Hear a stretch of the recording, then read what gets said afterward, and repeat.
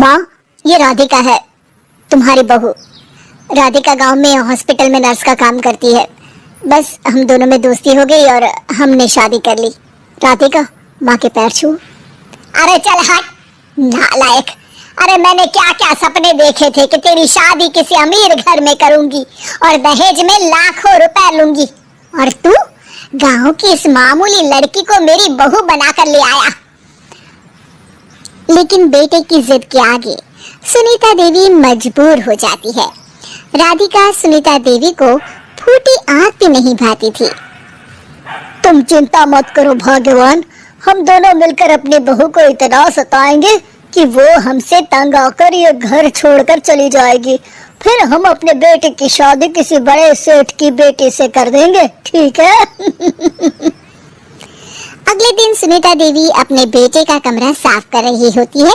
तभी बहू के सामान में उसे एक बड़ी बड़ी मूंछों वाले आदमी की तस्वीर दिखाई देती है और उसके कंधे पर एक बड़ी सी बंदूक टंगी होती है।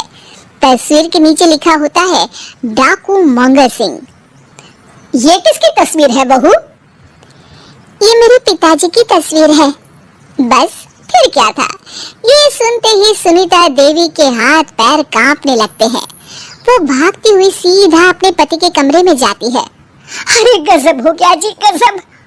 अरे क्या हो गया भगवान, हमारी बहू एक मशहूर डाकू मंगर सिंह की बेटी है। हे भगवान, अब क्या होगा? क्या कहा? डाकू मंगल सिंह? अरे मर गए रे। सुना है वो तो बड़ा ही खतरनाक डाकू है, मारता ज्यादा है गिनता कम है। लोग तो लोग, पुलिस वाले भी उसके नाम से कांपते हैं। अरे सुना है वो तो हर हफ्ते 2-4 लोगों का ऊपर का टिकट कटवा ही देता है। हे भगवान, अब हम क्या करेंगे? ये हमारे नालायक बेटे ने कैसी मुसीबत हमारे गले बांध दी। हाँ वो तो है, अगर हमने बहू को जरा भी तकलीफ दी तो उसका बाप मंगल सिंह हमें गोली से उड़ा देगा। अब जो मैं कहता हूँ उसे ध्यान से सुनो। तुम बहू से बिल्कुल घर के काम मत करवाना, और ध्यान रहे उसे किसी प्रकार की तकलीफ नहीं होनी चाहिए, समझ गई ना? और ऐसा ही होता है।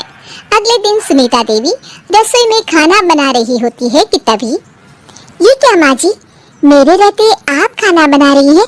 चलिए हटिए, मैं खाना बना देती हूँ। अरे नहीं नहीं बहू, तू यहाँ क्यों आ गई? जा तू अपने कमरे में जाकर आराम कर, मैं खाना बना लूंगी। सुनीता देवी जिद करके राधिका को भेज देती है।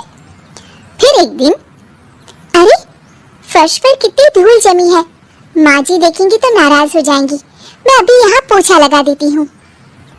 राधिका जैसे ही पोछा लगाने लगती है कि तभी उसके ससुर की नजर उस पर पड़ती है। बंसीलाल भागता हुआ वहाँ आता है। अरे नहीं नहीं बहू, तुम ये क्या गजब कर रही हो? बहू तो बेटी समान होती है, और हम ना अपनी बेटियों से काम नहीं करवाते। तुम आराम से बैठकर YouTube पर किड लॉजिक चैनल की सास बहू की कहानियाँ देखो। वो लोग ना बहुत अच्छी अच्छी कहानियाँ बनाते हैं। सच? आप देखते हैं? अरे मैं तो रोज देखता हूँ। शहर की बहू तो मेरी फेवरेट कहानी है। हाँ, ये कहकर बंसीलाल पोछा लगाने लगता है।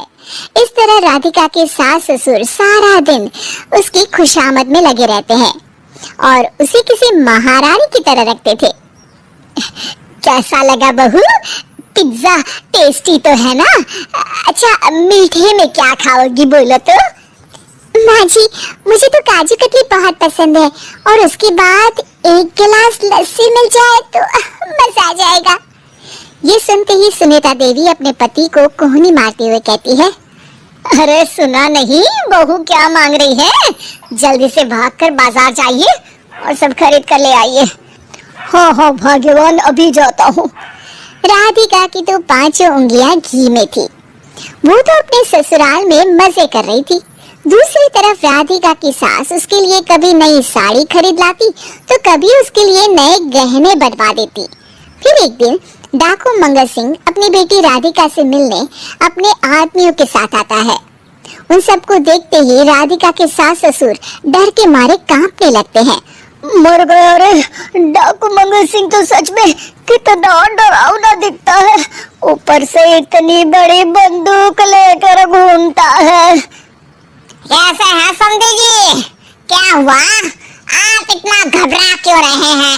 और आपको इतना पसीना क्यों आ रहा है? आपकी तबीयत तो ठीक है ना? जी अभी तक तो ठीक है, पर लगता है बहुत जल्द खराब होने वाली है। क्या कहा आपने? जी जी कुछ नहीं, बताइए बताइए कैसे आना हुआ? दरअसल आज आपके शहर में हमारी नौटंकी मंडली का प्रोग्राम है, तो इसी बहाने सोचा बेटी का ससुराल भी देखता चलूं।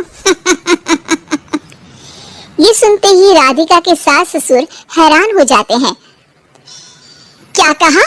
आप नौटंकी में काम करते हैं? हाँ माँ जी, पिताजी डाकू की एक्टिंग बहुत अच्छी करते हैं, उन्हें तो कई अवार्ड भी मिल चुके हैं।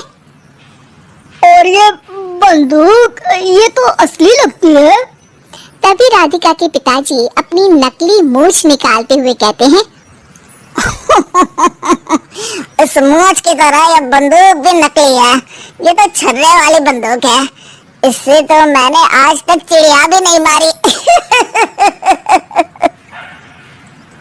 और खोदा पहाड़ और निकला चूहा, इसका बाप तो मामूली नौटंकी वाला निकला, और हम इससे डर कर बहू की नौकरों की तरह सेवा कर रहे थे। आपने सही कहा जी, इसके पीछे मेरे कितने पैसे खर्च हो गए, और काम कर करके मेरी तो कमर टूट गई सो अलग। अरे बहू, तूने अपने पिताजी के बारे में हमें पहले क्यों नहीं बताया? राधिका मुस्कुराते हुए कहती है, आपने तो कभी पूछा ही नहीं ना माँ जी।